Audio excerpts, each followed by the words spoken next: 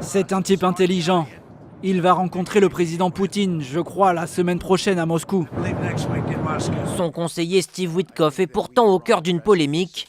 L'agence Bloomberg vient de révéler certains de ses échanges avec un proche de Vladimir Poutine.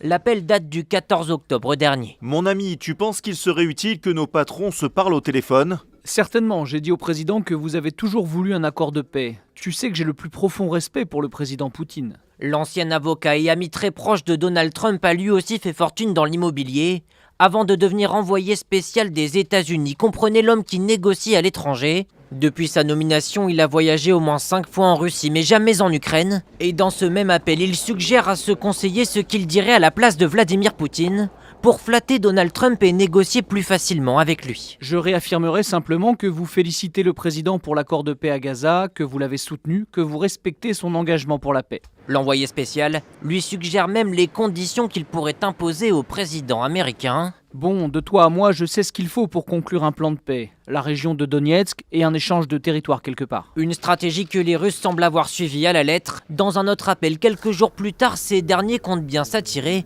les faveurs de Donald Trump. Je pense qu'on va juste faire ce document à partir de nos positions et je le transmettrai de façon informelle, qu'ils fassent comme si c'était à eux. Le plan de paix proposé par les Américains dans la foulée fait polémique car il reprendrait mot pour mot la proposition russe. Peu étonnant pour ce spécialiste de la politique américaine. Il est facile d'obtenir ce qu'on veut de Donald Trump si on le flatte un petit peu. Et là, c'est un de ses plus proches qui l'explique à un ennemi potentiel. C'est ça qui est particulièrement choquant. Mais pour le président américain, la proximité de son ami avec la Russie ne pose aucun problème. Nous devons être convaincants. C'est une méthode très standard de négociation. Sa volonté reste la même, sceller au plus vite et coûte que coûte un accord de paix entre l'Ukraine et la Russie.